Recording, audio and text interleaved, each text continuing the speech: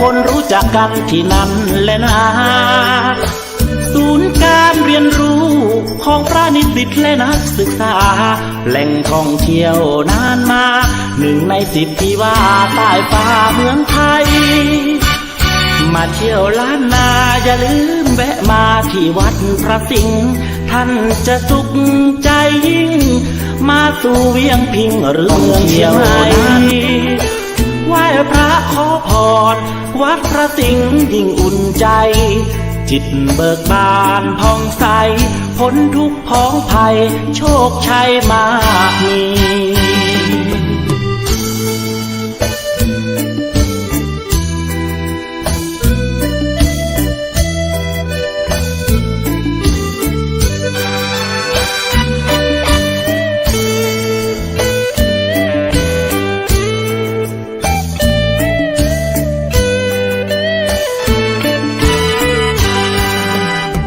ขอเชิญท่านมาวัดพระสิงห์วรมหาวิหารอยู่ที่ถนน3 ล้านผู้คนรู้จักกันที่นั่นแหละนะศูนย์การเรียนรู้ของพระนิสิตและนักศึกษาแหล่งท่องเที่ยวนานมา1 ใน 10ที่ว่าใต้ฟ้าเมืองไทยมาเที่ยวล้านนาอย่าลืมแวะมาที่วัดพระสิงห์ท่านจะสุขใจยิ่งมาสู่เวียงพิงหรือเมืองเชียงใหม่ไหว้พระขอพรวัดพระสิงห์ยิ่งอุ่นใจจิตเบิกบานผ่องใสพ้นทุกข์พ้องภัยโชคชัยมากมี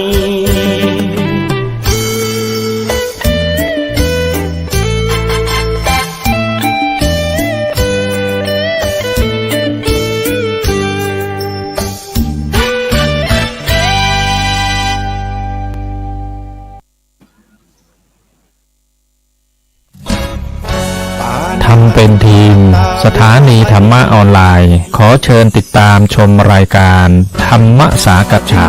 สนทนาธรรมตามการคุยทุกเรื่องทุกประเด็นเติมธรรมะให้หัวใจ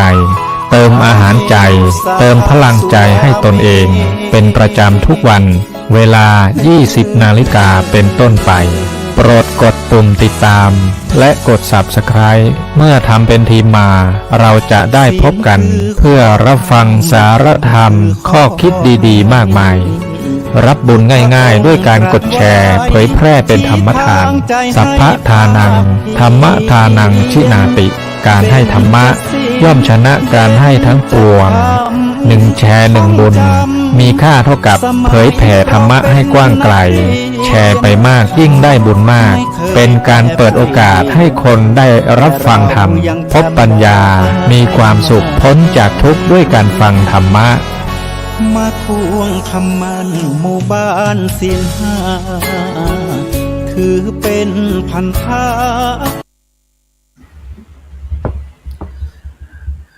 มองโลกด้านดีมีผลหันคนอื่นดีมีกล้าปลูกใจให้เกิดศรัทธาตั้งหน้าทำดีมีคุณมองโลกด้านร้ายกลายกลับใจหับแต่เรื่องเครื่องคุณเหนื่อยหน่ายเลิกคลางทางบุญชีพคุณแท้แน่เอ่ยขอกล่าวว่าธรรมสวัสดีกับบรรดาท่านผู้ฟังแล้วก็ท่านผู้ชมทุกท่านที่กำลังติดตามช่องธรรมะเป็นทีมกลุ่มพระสงฆ์อุบาสกอุบาสิการ่วมกันเผยแผ่ธรรมะออนไลน์ไลฟ์สดตั้ง Facebook ตั้งช่องธรรมะเป็นทีมสถานีวิทยุ FM คลื่น 104.50 เมกะเฮิรตซ์วัดไฟหินจังหวัดเชียงใหม่แล้วก็ทาง YouTube ซึ่งบรรดาท่านผู้ฟังท่านผู้ชมก็สามารถที่จะติดตามทางเฟซทำเป็นทีมเฟซ IDTO ทำเป็นทีมสากลซึ่งในค่ำคืนวันนี้ก็เป็นคืนวันอาทิตย์นะที่ 5 เดือนธันวาคมปีพุทธศักราช 2564 ซึ่งเข้ากับผมอัตมาภาพ พระครูโสพลปฏิยัติผู้ช่วยเจ้าอาวาสวัดพระศรีวรมหาวิหารก็ได้นำรายการเห็นธรรมเห็นเราเห็นธรรมมาพบกับบรรดาท่านผู้ฟังท่านผู้ชมเป็นประจำทุกคืนวันอาทิตย์เวลาแต่20 นาฬิกาจนถึงเวลา21 นาฬิกาเป็นประมาณถือว่าตั้งแต่2 ทุ่มนะจนถึง3 ทุ่มซึ่งบรรดาท่านผู้ฟังท่านผู้ชมก็สามารถนะที่จะร่วม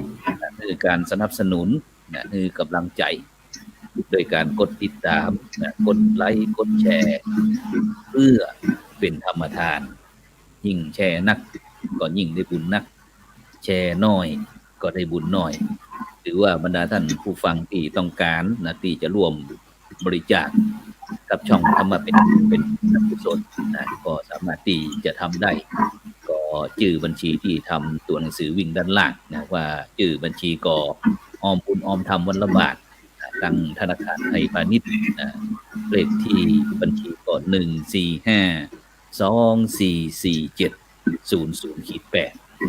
คือบัญชีนั้นก็พระไทยธรรมกิจพระมหาชันชัยพรหมประดิษฐ์แล้วก็พระจตุรครูศรีนะซึ่งนี่ก็เป็นคณาจารย์จากช่องธรรมะเป็นทีมของเราซึ่งโดยเฉพาะในค่ำคืนวันนี้ก็เป็นคืนพิเศษนะเพราะว่าความจริงเนี่ยก็ได้นัดหมายนะถึงท่านคณะครูบาอาจารย์ของเรานะที่จะได้มาอู้จากันนะอู้จาภาษาธรรม ฉะนั้นก็ในค่ำคืนนี้ก็ได้รับความเมตตานะจากท่านพระอาจารย์สาธิตนะธีระปัญโยนะผู้อำนวยการสถาบันธรรมาภิวัตรตำบลศพปาดอำเภอแม่เมาะจังหวัดลำปางนมัสการครับท่านอาจารย์ครับผมครับถวายความเคารพนมัสการครูบาอาจารย์ทุกรูปครับผมครับซึ่งวันนี้ก็ถือว่าอันเป็นกรณีพิเศษ เพราะว่าเลื่อนกับพระอาจารย์มาหลายรอบละตั้งแต่สมัยที่เราจะไปเข้ากรุงเทพนะไปที่วัดเชตุพนนะครับซึ่งพอดีก็บอกใครสะดวกกันติดงานห้องนะครับฉะนั้นวันนี้ก็เลยนัดพระอาจารย์มานะครับมาในการเห็นธรรมเห็นเราเห็นธรรมพอดีมันเกิดไอ สถานการณ์อย่างต่างๆเหล่านี้นะครับฉะนั้นในช่วงนี้เป็นจะได้ห้องครับอันบรรยากาศที่อำเภอแม่เมาะจังหวัดลำปางของเรา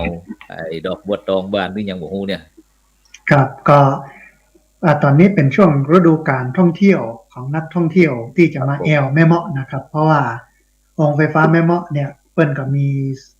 ทุ่งดอกบัวตองซึ่งก็มีการประดับประดาดอกไม้แล้วก็ไฟนะที่เอามาติดเมื่อค่ำเมื่อคืนเนี่ยนะครับเพื่อผู้คนไปแอวก็มีผู้คนทยอยมาแอวกันจัดหนักครับแล้วก็วันนี้ล่าสุดในท่านอาจารย์ชาวลิตที่อำเภอศพปราบเปิ้นเอาอันครัวนะครับเพราะว่าจะเป็นมาม่าปลากระป๋องเป็นโอวัลตินเนี่ยเอามาถวายผมเพื่อจะเอามาให้กับอันผู้ที่ประสบภัยโควิดปลาแม่เปิ้นมาโดยเสร็จแล้วก็แวะขึ้นไปแอวบนดอยทุ่งบัวตองครับวันนี้แล้วก็ช่วงนี้อากาศที่อำเภอแม่เมาะ14 องศาครับอาจารย์ครับ14 องศาก่อนหนาวเย็นพอสมควรนอนเมื่อคืนนี้ต้องจำวัดเมื่อคืนนี้ต้องปิดหน้าต่างแล้วก็ตุ้มผ้าห่มเพื่อกันหนาวครับอาจารย์ครับครับวันนี้ก่อนอากาศที่เชียงใหม่ก็เย็นหนาวครับอันเริ่มเรื่องการท่องเที่ยวนะครับเรื่องการท่องเที่ยวอย่างที่วัดพระสิงห์วรมหาวิหารนี่ก็กาดลีเชียงพระนะครับที่ภายในนี้เปิดก็เริ่มเปิดมาแล้วนะครับวันนี้ก็ที่บริเวณหน้าอาคาร5 ชั้นที่ลานจอดรถนี่ก็เต็มหมดเลยครับเต็มหมดก็ยืนพิจารณาไปว่าจะเก็บสตางค์ดีก่อนครับมันเป็นช่วงไฮซีซั่นครับหน้าหนาวเนี่ยคนทั้งหลายจะทยอยมาแอวตังบนดอยตังเชียงใหม่ตะปูนอันนี้กันนักครับผมครับซึ่งดังทีมงานจ้องทำมาเป็นทีมเขาก็ได้อู้จากันแล้วนะครับว่าอันจะจัดงานจัดงานส่งท้ายปีเก่าต้อนรับปีใหม่เป็นธรรมะท็อปนี่นะครับในวันที่1นี่นะแล้วก็ยังบ่ได้ประชุมกันเดี๋ยวเพิ่นอู้กันพอดีเขาก็บ่ได้ตกลงกันดีเตี้ยครับฉะนั้นก็ อันเลยความจริงวันนี้เราก็ไอ้การนิมนต์ท่านอาจารย์พระครูอภิวัฒนวิกรมเหมือนกันนะครับ เพื่อที่จะได้มาอู้จากันนะครับในการกิจการงานของพระสงฆ์นักพัฒนาเออ ครับ ครับ หันว่าไป ครับ สร้างพระธาตุที่ดอยนางแก้วครับ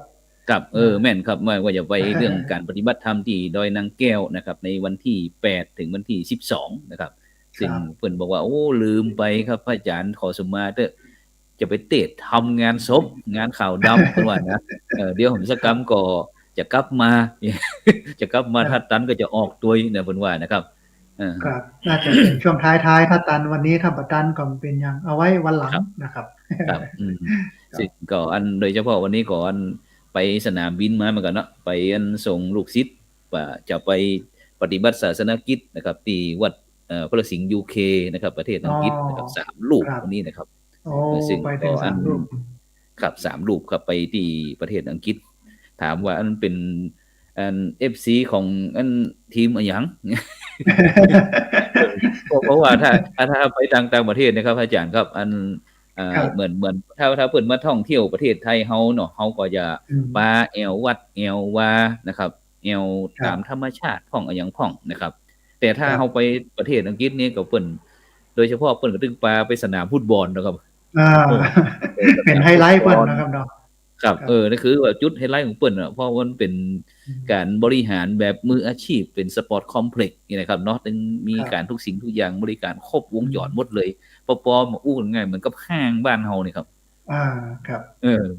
แต่มันมีสนามฟุตบอลอยู่หั่นก็ครบวงจรตึงกินตึงเอวตึงบาร์ตึงคับอย่างต่างๆจะอยู่ในทั้งหมดนะครับฉะนั้นว่าวันนี้เฮาก็ย้อนนะครับย้อนกลับมาที่บ้านเฮาก่อนนะเพราะว่าวันนี้ก็วันที่5แล้วนะครับโดยเฉพาะนะครับที่ตะกี้ได้ยินท่านอาจารย์ได้อู้นะครับว่าตอนนี้มีศรัทธาญาติโยมนะครับได้มาบริจาคถวายนะครับกระป๋องของน้ำพ่องนะครับ เนื่องจากที่ได้พี่น้องบ้านซบเตินกะครับบ้านซบเตินครับบ้านซบเตินตำบลซบปาดอำเภอแม่เมาะจังหวัดลำปางนะครับซึ่งก็เป็นคณะศรัทธาญาติโยมของสถาบันธรรมาภิวัตน์ของเฮาเนี่ยครับได้รับผลกระทบจากโควิดอย่างงี้ครับมันมีความเป็นไปเป็นมาจังได๋ครับท่านอาจารย์ครับลองเล่าให้ฟังสักหน่อยดูครับก็ถ้ามองว่าเป็นโควิดยุคแรกๆเนี่ยมันก็จะเป็นล่าเปิ้นละเพราะว่าพื้นที่ต่างๆก็ได้รับผลกระทบอย่างกันไปแล้วก็มีวิธีการมีห้องในการจะป้องกันและแก้ไขแต่เผอิญว่าบ้านเนี่ยมันบ่เคยมีกำเตื้อในการจะติดโควิดในการจะติดโควิดมันอย่างอี้ครับพระอาจารย์แล้วก็ท่านผู้ฟังท่านผู้ชมโยมเปิ้นเป็นลูกไปของโยมที่นี่นะครับมาจากระยองซึ่งเป็นพื้นที่เสี่ยงอยู่แล้วนะครับมาจากระยองแต่ก็เป็นพื้นที่เสี่ยงกับเป็นโควิดมาโดยนะครับแล้วก็ไปอยู่กับพ่อกับแม่เสร็จแล้วทีนี้มันมีฤดูกาลเก็บเกี่ยวเข้าตีเข้าครับอาจารย์ครับการตีเข้าเราไปช่วยเพิ่นตีเข้าไปเอาเข้าทีนี้มันเป็นหมูว่าผมจะฮ้องว่าเป็นธรรมเนียมถูกก่อนนะว่าหลังจากตีเข้าแล้วตั้งวง ตีเข้าแล้วตั้งวงแล้วทีนี้บ้านเราเนี่ยตั้งวงยาแก้เจ็บเอวอีเปิ้นอีหล่ะใช่ครับยาแก้เจ็บเอวแล้วก็ถ้าตั้งวงแล้วเนี่ยมันแก้วแก่งเดียวอาจารย์เพราะมันเป็นเหล้าขาวมันเป็นเหล้าขาวที่กินเป็นแป้งแล้วก็วนกันนะครับทีนี้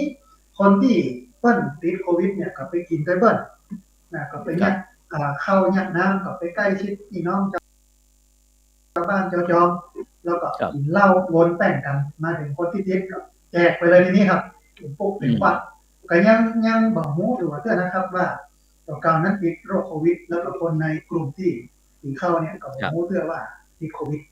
ก็มาอยู่ที่บ้านนะครับจนพอติดกับพ่อตาแม่ยายก็ติดแล้วก็ลูกแห่งคนก็ติดทีนี้เนี่ยมันจับอย่างว่าที่มันมีงานศพแห่งมันมีงานศพแห่งพ่อตานั่นก็ไปแปลงงานพ่อน้องว่าแปลงปราสาททีนี้ก็ยังมีการแต่งปราสาทแต่งบ้านแต่งจองนะครับเอาไปงานศพแล้วก็ แถมจัดหลายคนที่ไปตีเข้าติดโควิดแล้วก็ไปงานศพแถมครับอาจารย์นะ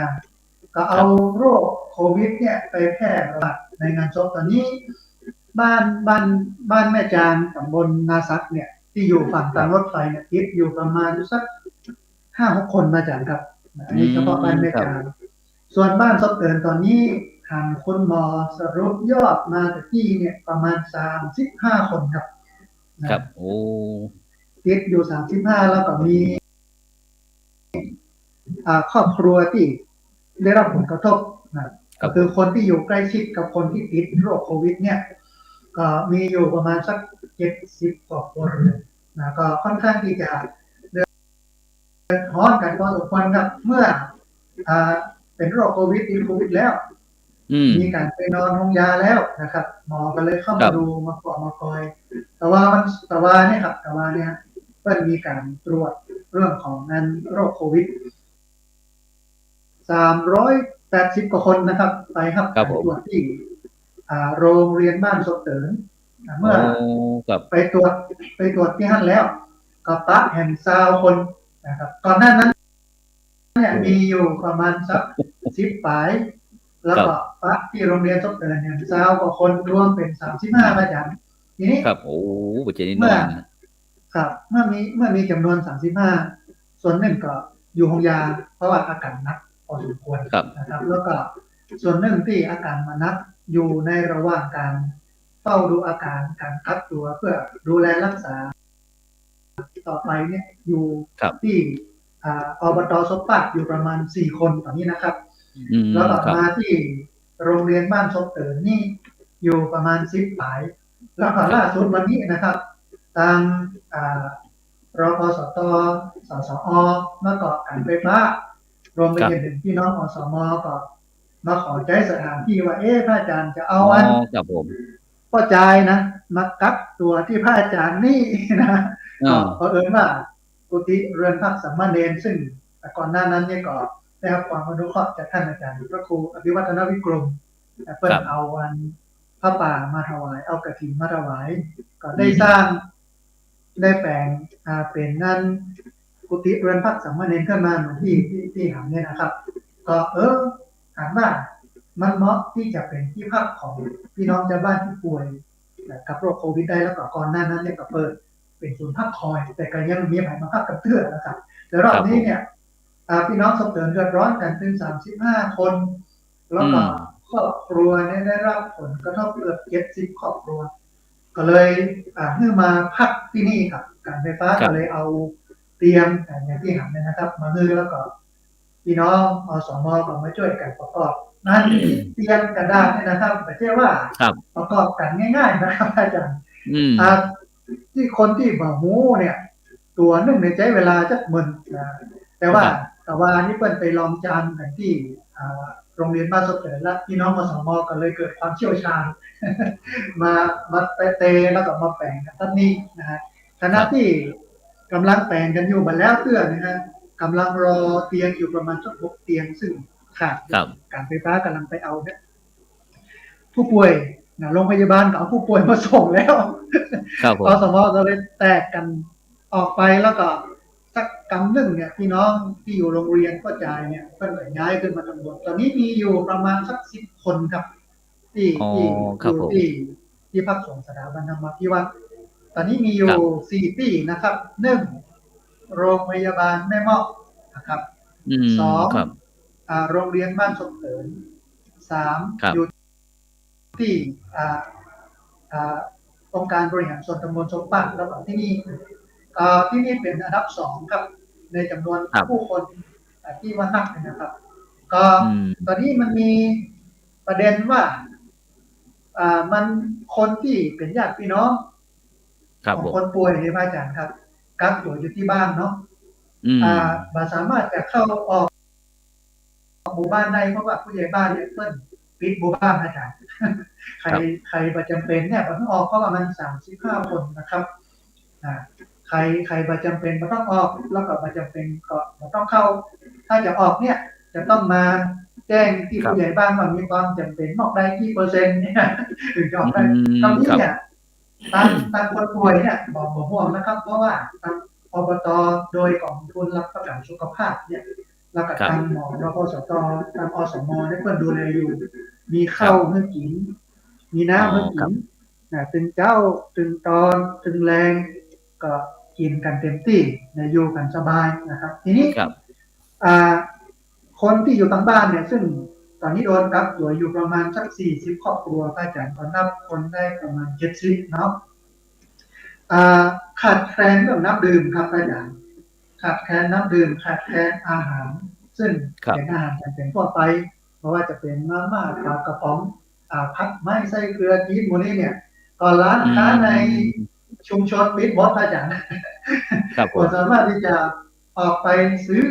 ของที่ร้านค้าในชุมชนได้นะครับกับปิดหมดแล้วก็ทีนี้ไปไหนมาได้อยู่ที่บ้านหลายคนก็เริ่มเครียดโทรศัพท์มาระบายครับผมฝากอาจารย์ขอคำปรึกษาหน่อยนะน้ำเดี๋ยวนี้ขาดนี่นะผมก็เลยเอาเงินอ่อนเนี่ยเอาน้ำไปส่งที่ในบ้านนะแล้วก็หลายๆคนก็เริ่มมีอาการเคร่งเครียดได้ออกไปไหนนะครับผู้คนก็ค่อนข้างที่จะเนี่ยก็มีหน่วยงานทางราชการเช่นนายอำเภอแม่เมาะนะครับก็เอาวันถุงยังชีพมาแจกเงินให้กับครอบครัวทั้งหมดได้เฉพาะกลุ่มผู้ป่วยแล้วก็มีทางการไฟฟ้าเอาน้ำมาให้นะครับแล้วก็ตอนนี้ได้ข่าวว่าทางองค์การบริหารส่วนจังหวัดก็คืออบจเนี่ยเปิ้นจะเอาถุงยังชีพเนี่ยมาให้กับพี่น้องบ้านทบเถินทุกหลังคาเรือนแต่กับผมก็มองว่าก็อยู่ได้ประเมินนะครับถุงยังชีพเนี่ยนะมันกินมันใช้ไปกับหมดไปซึ่ง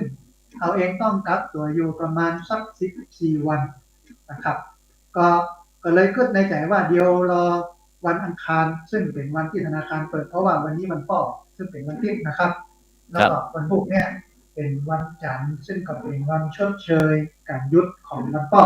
ธนาคารไม่ได้เปิดวันอังคารที่เปิดผมก็จะไปรวบรวมปัจจัยซึ่งญาติโยม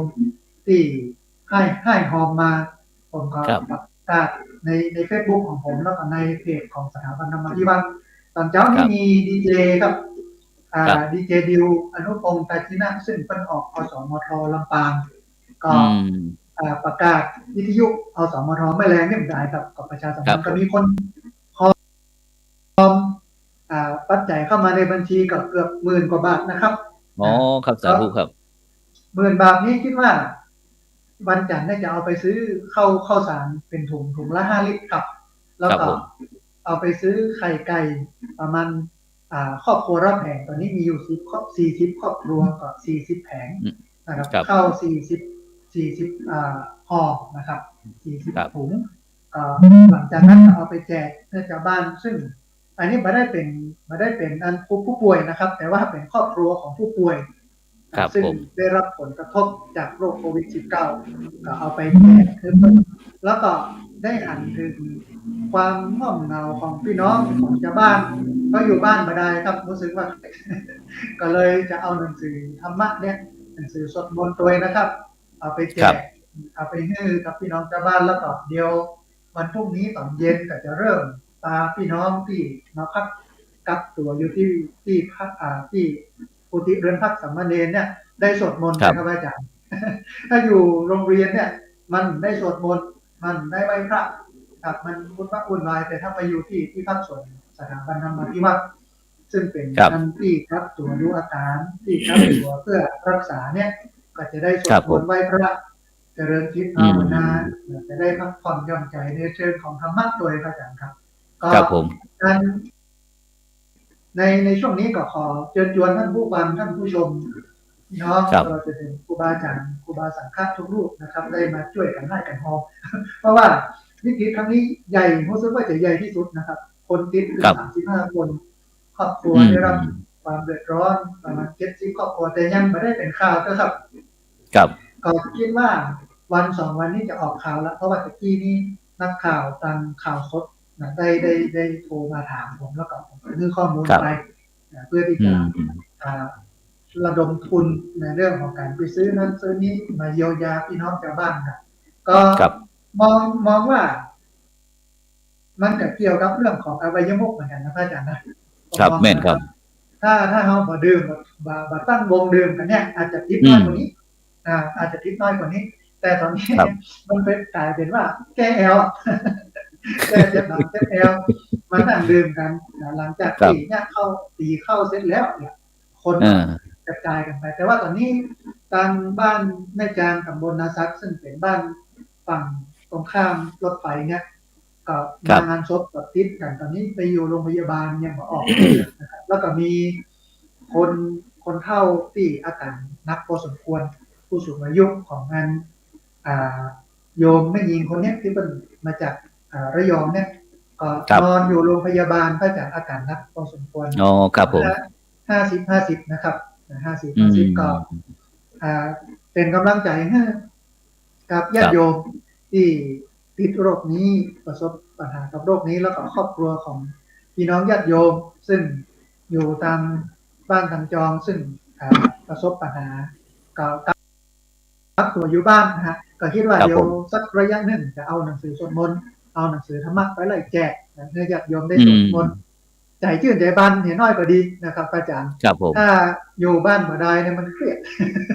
มันงอกเพราะคนมันเคยออกครับอาจารย์แม่นครับคนมันเคยออกเคยเตียวเคยเนี่ยเคยทำแล้วก็มาได้มาเนี่ยมาทำมาได้มาเตียวมาแอวมาป้อนี่มัน14วันนะอาจารย์มันไม่ใช่น้อยๆนะครับเกือบเกินเดือนพี่น้องที่จะต้องมาอยู่ในการกักตัวอย่างนี้ก็อนุโมทนาบุญกับญาติโยมที่ให้หอมกันมาแล้วก็ที่จะให้หอมเห็นแล้วก็ทางท่านในอำเภอแม่เมาะรวมไปจนถึงองค์การบริหารส่วนจังหวัดลำปางที่ได้มาช่วยกันตรงนี้แต่ว่ามันยังมาทั่วถึงเพราะว่าความเดือดร้อนครั้งนี้เนี่ยมันค่อนข้างที่จะหนักนะครับผมได้ข้อคิดพระอาจารย์ได้ข้อคิดจากโรคนี้ว่าถ้าเราเป็นคนฮักสนุกสนานมาเป็นนักดื่มเท่ากับบัณฑิต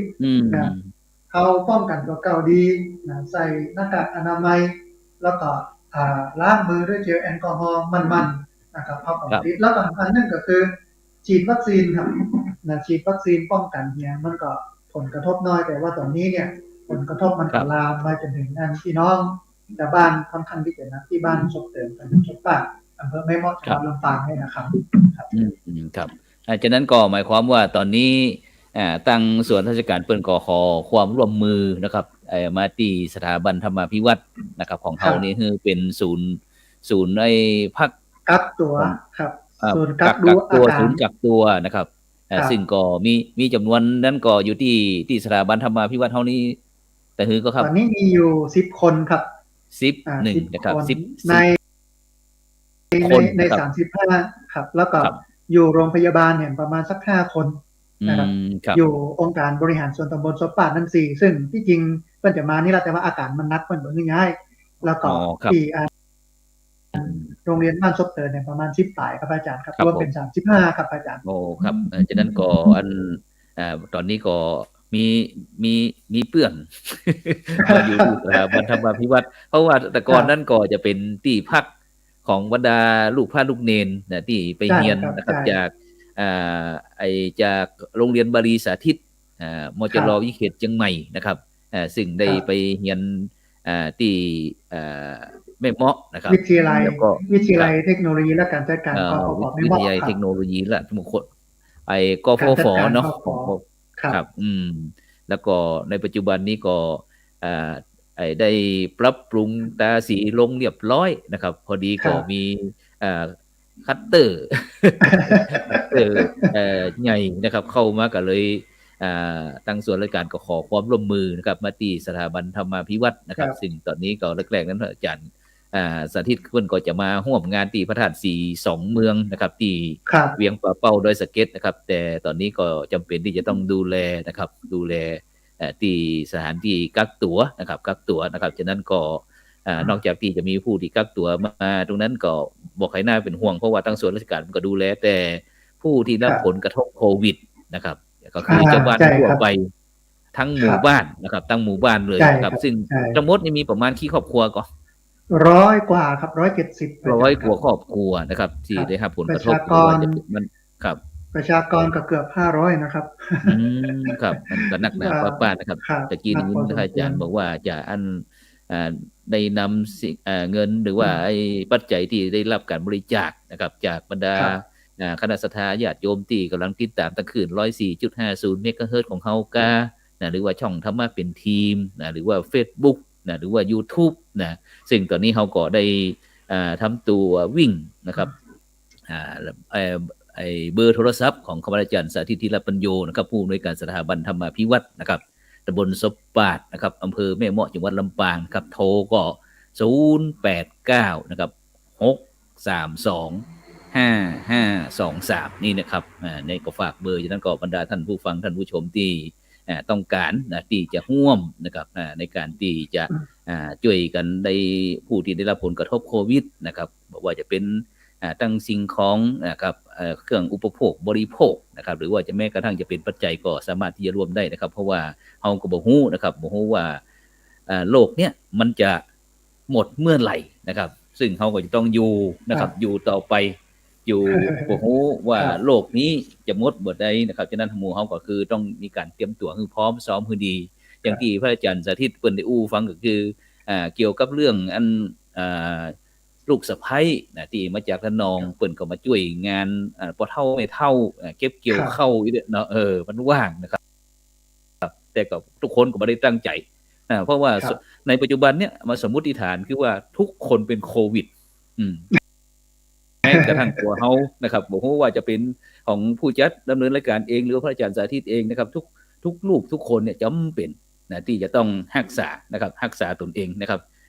โดยเฉพาะนะครับใน การที่จะใช้แมสนะครับใช้เจลหรือว่ามันล้างมือล้างเท้าอย่างต่างๆเนี่ยทำความสะอาดง่ายๆนะครับเพราะว่าโลกนี้ปัจจุบันนี้โอไมครอนนะครับซึ่งก็บอกว่าจะเข้ามาใหม่แล้วนะครับซึ่งเขาก็บอกว่าแต่ก่อนนั้นก็เป็นจากที่ประเทศจีนมาก่อนนะครับฉะนั้นปัจจุบันนี้ครับมันบ่สามารถที่จะหนีจากโลกเหล่านี้ได้นะพระอาจารย์เนาะเพราะมันเป็นธรรมชาติมันเนาะเป็นธรรมดาของมันเพราะว่าไอ้โลกนี่ก็เป็นสิ่งมีชีวิตของเป็นธรรมชาติเช่นเดียวกันนะครับที่มันสร้างขึ้นมานะครับฉะนั้นก็มนุษย์คนเฮาที่เกิดมาแล้วก็ต้องระมัดระวังต้องเรียนรู้นะครับโดยเฉพาะในยุคปัจจุบันเนี่ยท่านอาจารย์เนาะมันเป็นปัญหาใหญ่เลยยุคปัจจุบันเนี่ยถ้าบุคคลใดท่านใดที่บ่เรียนรู้นะครับบ่เรียนรู้คือว่าบ่ศึกษาสิ่งอย่างใหม่ๆหรือว่าบ่ง่ายบ่ยอมรับนะครับในใหม่ๆเนี่ยมันจะมีปัญหาขึ้นมาเลยอย่างที่ปัจจุบันเนี่ยครับมันมีครับอันนี้หมดเลยครับมันมีกลายพันธุ์ด้วยนะครับโรคนี้สมัยก่อนอย่างที่บอกว่ามาจากอู่ฮั่นเมืองจีนอู่ฮั่นที่ประเทศจีนอันดับแรกครับตอนนี้เป็นกลายพันธุ์เป็นแอฟริกาแล้วก็มีเดลต้าของงั้นอินเดียตัวใช่ครับใช่ประเดี๋ยวนี้มาจากแอฟริกามาใช่ครับโอไมครอนนั่นสเปดนะครับฉะนั้นเฮาก็จะต้องติดตามแล้วก็เรียนรู้ด้วยเพราะว่าในยุคปัจจุบันนี่มันเฮาบ่ฮู้ว่าคนในโลกเนี่ยมันจะใจดีเหมือนกับคนไทยเฮาก่อครับเพราะว่ายุคปัจจุบันนี่มันเรื่องสมัยก่อนนี่เปิ้นกันเอารัดเอาเปรียบกันอาจจะใจกำลังเนาะใจสตราอาวุธต่างๆนะครับในปืนผาหน้าไม้ใจอาวุธนิวเคลียร์พวกอย่างต่างๆเหล่านั้นนะครับมาบังคับมาบีบกันนะครับจนยอมที่จะเป็นผู้ที่อยู่เบื้องล่างนะครับแล้วก็แต่ในปัจจุบันเนี่ยครับมันก็จะเปลี่ยนแปลงไปซึ่งมันก็จะอาจจะเป็นอาวุธเชื้อโรคสมมติฐานนะครับเนาะอย่างนี้ก็ได้นะครับเพราะว่าในปัจจุบันทุกประเทศนี่ใหญ่มหาอำนาจต่างๆเปิ้นก็ต้องการที่จะเป็นเจ้าโลกนะครับฉะนั้นก็พยายามที่จะเอาเหนือกันนะครับสมัยก่อนนี่สงครามโลกครั้งที่1 2 3อย่างต่างๆเหล่านี้ครับใจสตราอาวุธใจปืนผาหน้าไม้ใจเครื่องบินจังเครื่องทุ่นแรงอย่างต่างๆแต่ในปัจจุบันนี้ใจเศรษฐกิจนะครับใจเศรษฐกิจอย่างประเทศไทยเฮานะครับได้รับผลกระทบเลยหันชัดๆนะครับเดี๋ยวก็ยี่ห้อนั้นเดี๋ยวก็ยี่ห้อนี้คิดว่าจนเจ้าบ้านเฮานี่บ่กล้าฉีดยาพระอาจารย์ครับใช่ครับใช่อันที่เปิ้นติดเนี่ยครับอันปอเฒ่าที่เปิ้นเป็นเนี่ยเปิ้นบ่ได้ฉีดนะครับเพราะเปิ้นบอกว่าบ่ได้ไปไหนแล้วก็อายุนักแล้วฉีดแล้วก็กลัวเจ็บ เป็นอย่างที่ออกข่าวไอ้เนาะเพิ่นก็เลยบ่ก ค ล้า รับ ฉี แม่ ด นครับ ครับ อื ที ม นี้ก็เป็นก็ติดกันยาวเลยครับอาจารย์ ครับ เพราะว่าความ ครับ ความเชื่อมันบ่ค่อยมี อืม ใช่ค ฉะ รับ นั้น ใช่ ทางที่ดีที่สุดก็คือทุกท่านจำเป็นที่จะต้องฉีด เพ ครั ราะ บ ว่าสมมุติฐานว่า ทุกคนแม้แต่คนข้างๆเขาก็บ่รู้เหมือนกันแม้แต่พระสงฆ์องค์เจ้าที่เขาเคารพนับถือกราบไหว้บูชา ครับ บิณฑบาตอย่างต่างๆเหล่านี้ครับอาจารย์ ค บ่ รับ รู้ว่าไผจะเป็นตัวนำเจื้อมาให้ ครับ นะครับ ฉะนั้น ต้อง ทาง มี ที่ดีที่ ต้ สุ อง ด มีหลักคิดอาจารย์ต้องมีหลักคิด ครับ ว่าทุกคนเป็นทุกค คน รับ ติด แม่นครับ แม่น นะ ครับ ครับ ทุก ถ้า คน เกิด ต้อง อย่าง เป็น นี้ปุ๊บเราก็จะมีการป้อง ได้ กัน ระมัดระ เก่า วัง ละครับ ครับ แม่นครับ ว่าบ่ประ แต่ มา ว่า ทนะครับ ปัญหาก็คือว่ามันก็บ่ใส่หน้ากาก มันก็ แม่น บ่ป้องกันหยังบ่เป็นหยังนะครับ บ่เป็นหยังกล้า เออ นี่นะครับ เอ ก็เลยติด อ ๆ กัน ครับ ๆ ยิ่ง ตั้งชนบทของเฮาเนาะ มันใจถึงครับ ได้น้ำเปลี่ยนนิสัยไปแล้วก็ใจถึง เอ๊ย มันจะซักตะฮือนะอีเนาะ ครั แม่นแล้วครับ มันจะซักตะ ก็ ฮือนี่ ครับ แต่ อัน ถ้า ตรว ครั จ บ รอบแหมรอบ1แหม7 วันเนี่ย หลังจากตรวจรอบที่ 1 เสร็จแล้วก็ประมาณ 20 คนติดเนาะ ครับ ครับ ผมคิดว่ารอบที่ 2 ก็น่าจะมีครับ มันต้อง น่า มี จะ ครับ เพิ่ มัน ม ต้องมีครับ ครับ น่าจะเพิ่มจำนวนขึ้น เพราะว่าตอนเนี้ยโยมที่เปิ้นกักตัวอยู่ที่บ้านนี่ก็เริ่มมีอาการนะ นะ เป็นเย็ คน รับ ไข้ไอขึ้นมาอย่างขึ้นมาละนะฮะก็ คงจะ ครับ ต้องศูนย์กักกันเนี่ยจะต้องยาวแหมน้อย ครับ อยู่ไปจนแถวก็ที่จริงเปิ้นห้ามออกจากบ้านแต่เผอิญว่าที่พั ค ก รับ สงฆ์สถาบันธรรมาภิวัตน์เนี่ยมันอยู่ไกลหน้อยหนึงบ่ได้ ครับ อยู่ในโซนของหมู่บ้าน ก็สามารถขยับขับเคลื่อนได้ไปทั้งนอกทั้งต่างได้ เพราะว่าโยมทั้งร่วมเนี่ยบ่ขึ้นมานักพอตะใดเพราะว่ามันมีกิจกรรมครับ เพราะว่าโรงเรียนผู้สูงอายุก็ดี สามเณรก็ดี ตั้งแต่โรคโควิดมานี่ก็ยั้งหมดเลย แล้วก็ ครับ โยมที่จะมาบวชปฏิบัติธรรมปลายปีนี้ก็ขอลาไว้ก่อนยั้งไว้ก่อนบ่มา จะรอไปก่อน ครับพอดีว่าโดยเหตุด้วยปัจจัยอย่างนี้เนี่ยก็เลยเอาละที่มันว่างอยู่ก็เลยให้โยมเป็นลงพักครับทีนี้ ครับ อาจารย์ครับในช่วงเวลาเนี่ยน้อยหนึ่งสำหรับท้ายรายการเนี่ยจะได้อู้เรื่องของพระบาทสมเด็จพระเจ้าอยู่หัวรัชกาลที่ 9 น้อยหนึ่ง ครับ ซึ่ง อืม เป็นวันป้อครับวันนี้นะ ค ค รั รั บบ แม่นครับฉะนั้นก็บรรดาท่านผู้ฟังท่านผู้ชมเด้อสิ่งที่เขาจะได้แสดงออกเขาก็บ่ได้ซ้ำเติมกันแต่เขาก็เรียนรู้เรียนรู้ผู้ที่ได้รับผลกระทบจากโควิดบอกว่าจะเป็นพันธุ์หยังก็ตามกายพันธุ์ก็ตาม แต่ที่เขา ครับ จะควรก็คือเรื่องน้ำใจนะครับ เมื่อได้รับ ครั ผ บ ลกระทบแล้วเขาก็ช่วยกันเช่นเนี้ยคนไทยเราก็คือการเยียวยาให้กำลังใจกันนะฉะนั้นก็มีเบอร์โทรศัพท์พระอาจารย์นะ0896325523นะครับฉะนั้นวันนี้เป็นวันที่5ธันวาคมนะครับซึ่งทุกๆปีนั้นเขาก็ตั้งพระสมัยก่อนพระสงฆ์นิกรชาวไทยเขาก็จะจัดงานวันป้อแห่งชาตินะครับเนาะ ครับ วันป้อแห่งชาติซึ่งก็เมื่อครั้งที่พระบาทสมเด็จพระบรมชนกาธิเบศรนะครับมหาภูมิพลอดุลยเดชมหาราชนะครับบรมนาถบพิตรนะครับเมื่อที่พระองค์ยังทรงมีพระชนอยู่นะครับก็ทรงเป็นพระมหากษัตริย์นะครับที่ได้ประพฤติอยู่ในศีลกินในธรรมนะครับคือว่าเป็นเอกอัครศาสนูปถัมภพนะครับซึ่งตรงนี้ครับซึ่งทำให้พระสงฆ์นิกรชาวไทยของเฮานะครับได้รับการช่วยเหลือดูแลนะครับตั้งแต่บัดนั้นจนถึงปัจจุบันเนี่ยครับซึ่งประชาชนคนไทยเฮาก็ลืมบ่ลงนะครับ ครับ ฉะนั้นในวันนี้ครับอาจารย์ครับโดยเฉพาะที่เรื่องวันนี้เขาถือว่าเป็นวันป้อแห่งชาติเนาะ ครับ ฉะนั้นวันนี้ถ้าเฮาจะนึกถึงบุญญาบารมีคุณงามความดีของพระองค์ท่านเนี่ยพระอาจารย์อยากจะมีอย่างมาอู้กับคณะสัตยาญาติโยมกับบรรดาท่านผู้ฟังของครับผม ครับผมมองว่าเมื่ออู้ถึงรัชกาลที่ 9เนี่ยเราจะได้ยินชัดแล้วก็ได้รับรู้ชัดเจนเรื่องของงานทฤษฎีเศรษฐกิจพอเพียงพระอาจารย์ครับติดเนื้อติดตัวของงานรัชกาลที่ 9ถ้ามองถ้ากอยว่ารัชกาลที่ 9ก็เลยกึดถึงว่าเนี่ยเศรษฐกิจพอเพียงเพราะเกิดจากพระองค์เนาะ ครับผม พระองค์ได้วางรากฐานเรื่องของเศรษฐกิจพอเพียงไว้ให้พี่น้องชาวบ้านได้ปฏิบัติได้ใจกันดีพอสมควรนะครับ ก็โดยเฉพาะเรื่องของงานการประหยัดอดออมการเพิ่มตัวเก่าแล้วก็ตอนนี้กับพัฒนาเรื่องเศรษฐกิจพอเพียงเนี่ยพัฒนามาเป็นโคกหนองนาโมเดลพี่น้องชาวบ้านได้เอาไปเนี่ยได้เอาไปทำกันไม่ใช่ว่าทฤษฎีเศรษฐกิจพอเพียงเนี่ยมันเหมาะสมสำหรับ พี่น้องเกษตรกรเจ้าให้เจ้านาเต้าอั้นนะครับแม้แต่เป็น ครับ นักธุรกิจอ่า อืม รับราชการก็ดี หรือทุกอาชีพนะครับ สามารถเอามาประยุกต์ได้ในชีวิตประจำวันของเราผมมีอันหนึ่งก็คือเรื่องของการอดออมที่พระองค์ได้สอน ถ้าเอามาใช้เอามาปฏิบัตินี่ก็เป็นสิ่งที่มีคุณค่าและมีความหมายที่สุดนะครับ ครับ ท่านอาจารย์พระครูอภิวัฒนวิกรมเข้ามาพอดีครับ เออ ครับ ถ้าจะเตะแล้วแล้วก็ ถวายความเคารพท่านอาจารย์พระครูอภิวัฒนวิกรมครับกำลังอู้เอ่ยกันถึงเรื่องของวันป้อแล้วก็อู้ถึงเรื่องของมาอู้ถึงรัชกาลที่9แล้วก็เติมหาไอ้ยังนะครับอาจารย์พระครูสมพลปริยัติปัญหาผมก็บอกว่าก็เติมหาเศรษฐกิจพอเพียงที่เป็นได้วางรากฐานอย่างเอาไว้แล้วก็ปีนี้รู้สึกไกลๆพระอาจารย์ครับการเฉลิมฉลองว่าเป็นไปตามสภาพนะครับเพราะว่ามีโรคโควิดเข้ามาแทรกแซงถ้ามันมีโรคโควิดเข้ามาแทรกแซงนี่ก็คงจะม่วนอย่างนั้นกันนักขึ้นก็คิดว่าเนี่ยกันตามอัตภาพตามราชการตามเจ้าบ้านที่จริงในหมู่บ้านต่างๆเมื่อเดือนนี้เพิ่นก็จะมีการพัฒนาหมู่บ้านแต่บ้านศพเกิดนั่นไม่จำที่ประกาศยั้งไว้ก่อน เพราะว่ามาจ้อมกันเนี่ยมาพัฒนาเฮียแต่อะไรใครย้อนใส่กันเนี่ยก็จะเจ็บเป็นเย็นไข้กันนักขึ้นนะครับประมาณนี้ครับอาจารย์ครับครับนมัสการครับท่านอาจารย์พระครูพิวัฒนวิกรมครับผม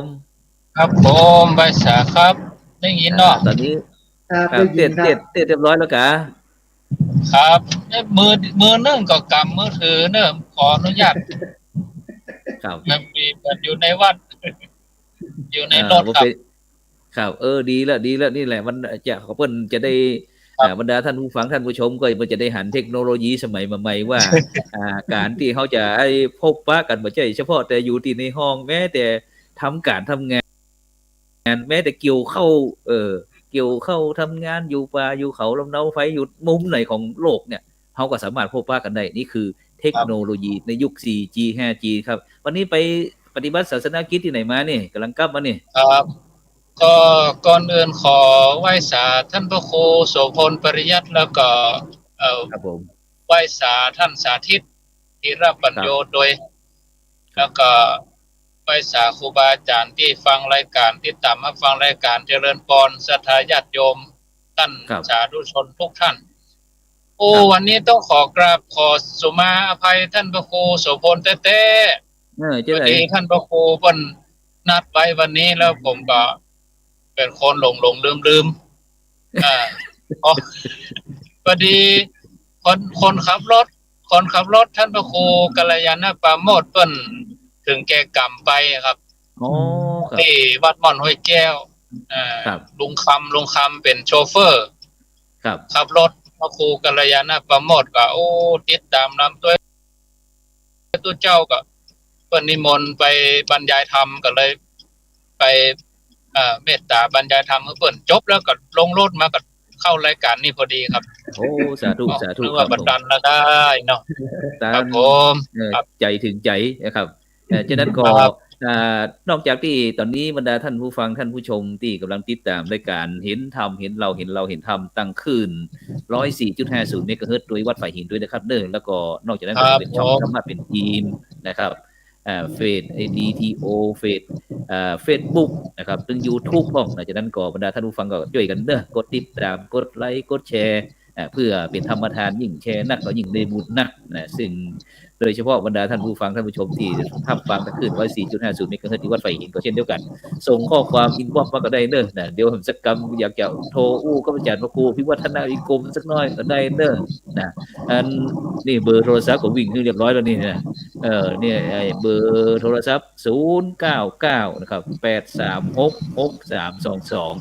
8366322ฉะนั้นตะกี้เฮาได้แรกๆเฮาก็ได้อู้ถึงเรื่องผลกระทบที่พี่น้องบ้านซบเตินตำบลซบบ้านนะครับ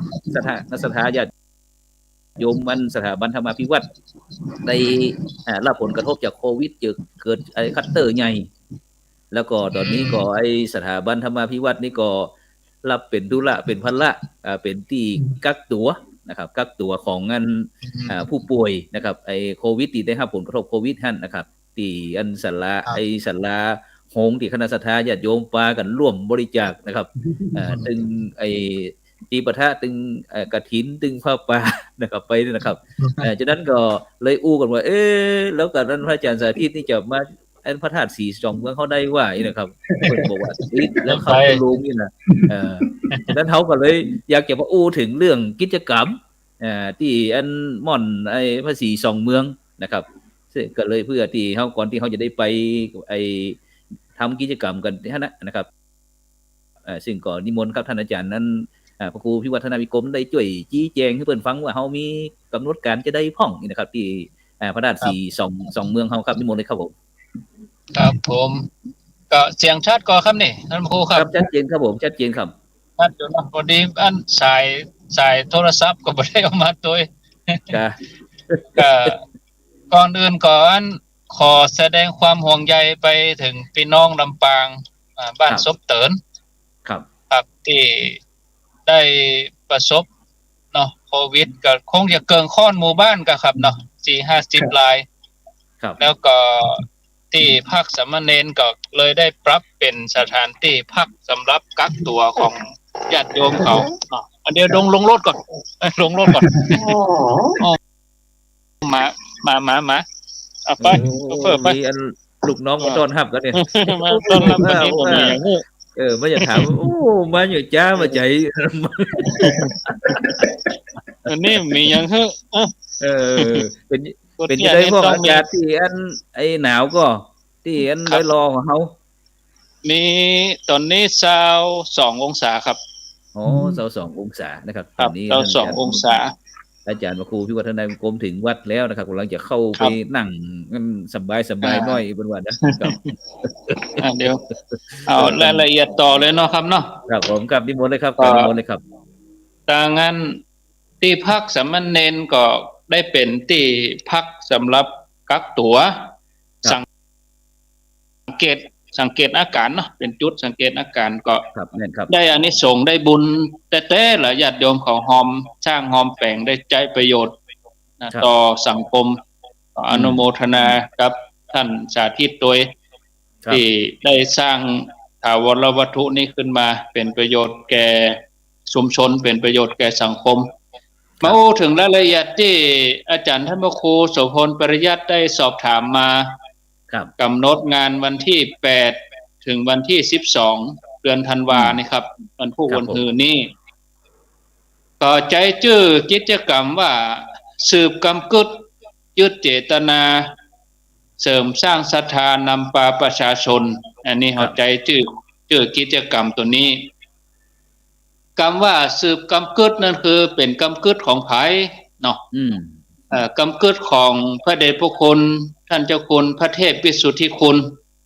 อดีตที่ปรึกษาเจ้าคณะจังหวัดเชียงใหม่อดีตเจ้าวาดวัดบุพารามตาแปซึ่งอาจารย์พระครูโสพลปริยัติท่านก็เคยดำรงตำแหน่งเป็นพระฐานานุกรมในพระเดชพระคุณหลวงปู่นะครับเนาะตอนที่หลวงปู่เป็นเจ้าคณะจังหวัดเชียงใหม่ซึ่งอีกรูปหนึ่งกำกึดแถมรูปหนึ่งคือพระเดชพระคุณท่านเจ้าคุณพระสุนทรปริยัติวิกรมหรือว่าอาจารย์มหาทรัพย์นรินทร์โทก็เป็นสำนักวัดเดียวกันกับท่านพระครูโสพลปริยัติสำนักวัดพระพุทธบาทตากผ้านะครับท่านพระครูโสพลปริยัติเป็นเคยอยู่วัดพระพุทธบาทตากผ้าซึ่งพระเถระทั้งสองรูปนี้ได้ไปริเริ่มในการที่จะสร้างพระศรีสองเมืองไว้ที่ดอยนางแก้วซึ่งเดิมนี่ดอยนางแก้วนี่เพิ่นจะเอาอันขออภัยนะเพิ่นเอาปลัดคิกไปไหว้ไผมาก็เอาปลัดคิกไปไหว้ที่ดอยนางแก้วครูบาอาจารย์ทั้งสองไปหันเข้าใส่ก็ว่าอันนี้บ่ใช่เป็นที่ไหว้ที่สาของคนเนี่ยครับคนขี่รถไก่ไปไก่มาก็คนใดไก่ไปก็ยกมือไหว้ไปว่าบ่ใช่ไหว้พระแล้วนี่บ่ใช่ไหว้สิ่งศักดิ์สิทธิ์เป็นว่าไหว้ปลัดคิกแล้วก็พวกก็ยังถ่ายรูปไว้อยู่นะถ่ายรูปต้องก็เอาไม้น่ะแปะแล้วก็พระเถระทั้งสองรูปเนี่ยเปิดก็เลยปากันไปชำระล้างส้วยเนาะชำระล้างส้วยเอาไปถอนออกเอาไปเผาให้หมดเผาหมดเลย แล้วก็เอาพระศรีสองเมืองซึ่งเปิ้นแปลงที่วัดแสนฝางแม่นตอนนั้นนี่ท่านครับท่านพระครูอุปถัมภ์ตอนนี้เปิ้นยังดำรงธาตุขันธ์อยู่เนาะครับตอนนี้หลวงพ่อนั่นบ่อยู่แล้วครับผมที่วัดแสนฝางนะเป็นพระท่านอาจารย์มหาดุลวัฒน์ละเดี๋ยวนี้นะหลวงพ่อได้มรณภาพแล้วครับผมโอ้เปิ้นว่าเป็นพระประหลัดถนอมเนี่ยเมื่อก่อนนะแม่นครับพระประหลัดถนอมทีนี้เปิ้นก็เอาพระมาโดยที่พระเดชพระคุณท่านเจ้าคุณพระเทพวิสุทธิคุณนี่เปิ้นรับว่าข้าจะเอาพระมาแล้วเฮือมาทราบแปลงศาลาเนาะเปิ้นตกลงกันนี่เนาะเปิ้นตกลงกันนี่ก็เริ่มแปลงกันมาตั้งแต่ปี2520ครับปีที่ผมเกิดพอดีปี2520ผมยังเป็นฝนเป็นลมอยู่เพิ่นกึดกันนะเพิ่นกึดกันผมยังเป็นฝนเป็นลมอยู่นี่อยู่ที่ไหนบ่ฮู้ผมนี่ทีนี้ก็ล้างกันไปครับอาจารย์ท่านพระครูครับครับผมเพิ่นก็เอาพระเอาเนนรุ่นนั้นมาขนดินกีขนหยังแล้วก็ตอนนั้นแม่นครับแม่นขึ้นอยู่กับกรมป่าไม้เนาะครับผมกรมป่าไม้เพิ่นก็บ่อนุญาตให้สร้างเพิ่นก็เลยสร้างได้ก็ศาลาหลังน้อยๆเอาไว้แล้วก็มีประเพณีมาไหว้พระศรีสองเมืองทุกวันแฮม1ค่ำหลังจากที่เข้าพรรษาแล้วครับทีนี้พระเดชพระคุณทั้งสองนี่เพิ่นก็มีบันทึกไว้นะครับบันทึกถ้าว่าเป็นประเด็นนี้ก็ห้องว่าเป็นจดหมายเหตุเนาะเพิ่นว่าถ้าเป็นไปได้เนี่ยให้มีเจดีย์สีสองเมืองอย่าเปิ้นไว้นะครับเปิ้นตกลงร่วมกันว่าสีสองเมืองคือเมืองเจียงไฮ้ก็เอาดอยตุงมาไว้นี่เมืองเชียงใหม่ก็เอาดอยสุเทพมาไว้นี่อ่ะครับแล้วก็หลายๆรุ่นผ่านมา40กว่าปีก็บ่ได้มีไผคนใดคนหนึ่งสานต่อกำกึดของเปิ้นเนี่ยครับครับผมทีนี้ก็มีเตื้อหนึ่งผมก็ไปร่วมงานส่งน้ำพระศรีสองเมืองเมื่อปี2562หลวงพ่อพระครูนิวิตศรีราชสังวรเจ้าคณะอำเภอเวียงป่าเป้าพร้อมกับเจ้าคณะพระสังฆาธิการในตอนนั้นเพิ่นก็ว่าเอามาช่วยกันสืบกำกึดเพิ่นบ่ครูบาอาจารย์ทั้งสองรูปนี่เพื่อเป็นการนึกถึงคุณงามความดีของท่านเนี่ยครับใครพอมีกำลังที่จะชักชวนญาติโยมที่ไหนได้มาแปลงตามเจตนาเพิ่นก็ชักชวนกันมาเนิ่อพอดีผมก็จังหวะดีเพราะอันหลวงปู่ทองเฮานี่นะครับพระเดชพระคุณหลวงปู่พระพรหมมงคลตอนนั้นหลวงปู่ดำรงธาตุขันธ์อยู่เนาะครับผมแล้วก็โยมที่อุปถัมภ์หลวงปู่ซึ่งโยมคนนี้เปิ้นสร้างเจดีย์ถวายหลวงปู่เป็นเจดีย์12ราศีพอดีอะครับอ๋อครับผมเปิ้นสร้างเจดีย์ไปทั่วสร้างฮอดสร้างไปเป็นเจดีย์12ราศีครับผมก็เลยว่าโอ้เจดีย์12ราศีนี่สอดคล้องกับดอยตุงกับดอยสุเทพพอดีครับก็เลยไปเกริ่นไปโยมก็ตกลงเลยครับผมโยมก็ตกลงว่าเอาแปลงก็แปลงเก้าหนที่ก็แปลงเพียงแค่เจดีย์2องค์ก็คือดอยสุเทพ1ดอยตุง1ครับทีนี้วันวางศิลาฤกษ์นั้นหลวงพ่อเจ้าคุณวัดดอยตุงเพิ่นมานะครับอาจารย์อ๋อครับเพิ่นหูข่าวเพิ่นมาเอวเพิ่นว่าดอยตุงต้องมี2ก้าเพิ่นว่าอีนะอ๋อดอยตุงมีองค์เดียวบ่ใช่ดอยตุงเพิ่นว่าอีนะครับก็เลยได้แปลงดอยตุง2องค์ประเด็นนี้ประมาณ 70% นะครับประมาณ 70% แล้วก็แถมมา1ก็จะเข้ากรรมคือปฏิบัติธรรมในวันที่8ถึงวันที่12ธันวาโดยมีเจตนาไว้ว่าเฮาต้องมีศรัทธาเฮาต้องมีความมุ่งมั่นแล้วก็มีความตั้งใจอย่างยิ่งที่จะมาร่วมกันปฏิบัติแล้วก็งานนี้ก็บ่มีการได้บังคับกันมาแล้วก็บ่มีใบนิมนต์นี่นะแล้วที่สำคัญก็คือบ่มีคนถวายคือมาอยู่กันปฏิบัติจริงๆโอ้เป็นหน้าบุญเมื่อข่าวนี้ประกาศออก104ไปหลวงพ่อวัดเกตกะลามท่านพระครูวัดเกตกะลามผมลืมชื่อเพิ่นไปฮู้จักเพิ่นสอนธรรมราชมาก่อนครับเพิ่นสอนวิชาภาษาไทยสุรศักดิ์อาจารย์ สุรศักดิ์ เจอเปิ้นว่าพระครู เจติ สุ ยาร ศัก ก ดิ์ รเจติยากรอย่างเนี้ยสันติพระครูสันติ อ๋อครับ ครับ สันติเนาะ เจติยากร ผมจำได้ก็ว่าพระครูสุรศักดิ์ปัญญาไอ้นะ สัญญาบัตรผมไปจำเปิ้นว่าอาจารย์มันโยงเดี๋ยวผมจะไปนอนเนยว่าเปิ้นว่าไอ้นะ อ๋อครับสาธุครับ ผมจะไปนอนปฏิบัติด้วยเนอะผมก็ว่าสาธุหลวงพ่อต้องเกียมเต้นมาคนเดียวนะครับพี่เนาะ แล้วก็เราต้องช่วยเหลือตัวเองทั้งหมดนะบ่มีเน้นอุปถัมภ์นะบ่มีเน้นอุปถากนะอย่างนั้นไอ้นี่ก็เลยจวนท่านสาธิตก็ว่ามีใจจะมาเสียนี้ก็มีเหตุก็บ่เป็นหยังเนาะโดยภารกิจเดือนหน้าเขาก็ก้อยมาร่วมกันทีนี้เมื่อบรรจุพระธาตุแล้วก็บรรจุวัตถุมงคลเรียบร้อยแล้วก็ศาลาก็จะแปลงไปสร้างไปปุ๊บปีหน้าเขาก็ก้อยมากำหนดงานแห่งกรรมครับอันนี้นำเรียนเป็นเบื้องต้นครับผมครับนี่ก็อันไอ้ต้องเดี๋ยวอยากจะให้หันภาพ ครับ เดี๋ยวอาจารย์ช่วยบรรยายไอ้ตรงนี้กับภาพที่เฮาตรงนี้อันนี้ท่านผู้ฟังอันนี้เพิ่นสร้างเมื่อปี2520มีท่านเจ้าคุณมหาทรัพย์แล้วก็เนตินั่งที่นี่ประโยคเก้าก็มีนะครับแน่นครับอาจารย์ประภาสครับอาจารย์ประภาสไอ้แก้วสวรรค์เดี๋ยวนี้เพิ่นเป็นนั่นผอกลุ่มในผอผู้อำนวยการใน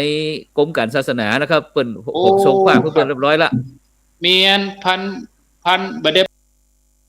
เปิ้นเป็นพลตรีละเป็นอนุศาสนาจารย์เป็นคนเมียงหัวเป้าน่ะครับนามสกุลวิไลวงศ์พลตรีวิสิทธิ์วิไลวงศ์ครับแล้วก็มีหลายๆตนประเด็นนี้บางตนก็เป็นเจ้าคณะอำเภอรองจังหวัดอย่างก็มีแต่ผมบ่ได้มีข้อมูลตัวนี้นักครับผมครับผมรุ่นนั้นครับซิกไปก็มีเป็นนานก็มีพระสงฆ์องค์นี้น้อยวันนี้เอาจากไหนไปช่วยนี่ตัวน้อยนี่เพิ่นแบ่งกันมาครับอันนี้เป็นโซนทางดอยสะเก็ดแม่ห้วยเงินป่าป้องเป็นแม่ห้องไข่อันนี้เป็นพระสงฆ์สามเณรทางดอยสะเก็ดครับทั้งพระครูหิรันสุภาทัดดาท่านพระครูสังฆรัตวัฒน์เนาะแล้วก็ไอ้หลวงพ่อพระครูชลทานพิทักษ์ลบพระครูชลทานพิทักษ์โดยหลวงพ่อพระครูปฏิพันธ์ธรรมทินโดยครับหลายรูปครับครับตั้งฝั่งไอ้ที่เวียงป่าเป้าตัวแล้วก็ดอยสะเก็ดตัวเนาะแล้วก็อันกิจกรรมนี้นอกจากที่เฮาจะอันปฏิบัติธรรมแล้วก็คือคณะสัตยาญาติโยมได้ไปร่วมจะได้พ่องส่วนญาติโยมนี่ถ้าไปนอนผมว่าบ่สะดวกถ้าเป็นโยมนะครับผมเพราะว่าสถานที่คับแคบตอนแรกว่าจะขอในแนวป่าเลิกไปจากท่านประมาณสัก100 เมตร200 เมตรอุทยานเพิ่นบ่อนุญาตเพิ่นกลัวไปรบกวนสิ่งแวดล้อมไปรบกวนอย่างหลายๆอย่างที่เป็นในป่าหั่นก็เลยอนุญาตเฉพาะเขตในศาลาก็คงจะมีเฉพาะพระกิจวัตรก็โยมแต่ละวันนั้นก็เป็นการกระจายคนบ่ให้คนไปกระจุกวันเดียวเพราะว่ากำหนดจะบรรจุวัตถุมงคลกับพระธาตุวันที่12ก็เลยที่ไปเข้ากรรมนี่คือเป็นการระบายคนครับผมให้โยมทยอยไปบรรจุวัตถุมงคลใครมีเหรียญมีพระอันยังก็เอาไปใส่ได้ครับเอาไปบรรจุได้ครับฉะนั้นเขาก็ไปพบกันนะครับลงแต่วันที่8เนาะ8ธันวาคมจนถึงวันที่12นั้นเขาบรรจุแล้วเขาก็ปิดเนาะเสร็จบรรจุแล้วก็เอาดินกี่ก่อปิดเลยครับปิดแล้วก็ฉันเพลแล้วก็ปิกวัดไผ่วันมันบ้านไผ่บ้านมันเนาะครับวันที่12นี่ก็ตอนเดียวครับครับฉะนั้นก็อันเดี๋ยวจะเอาน้องเนียนไปสักรูป2รูปได้อยู่ก็3โอ้นิมนต์เลยครับนิมนต์เลยครับม่วนกึดถึงบรรยากาศน้ำบ่อหลวงกึดถึงบรรยากาศน้ำบ่อหลวงครับผมนี่มนต์ท่านอาจารย์สาธิตครับผมด้านฝากอย่างสักน้อยนึงครับตอนนี้เวลาเราเลยเพิ่นมา2 นาทีละครับก็ขอบพระคุณอนุโมทนาบุญกับท่านอาจารย์พระครูที่ได้กึดล่ำห้างสร้างแปลงรวบรวมเรียบเรียงกับครูบาอาจารย์หลายรูปนะครับแล้วก็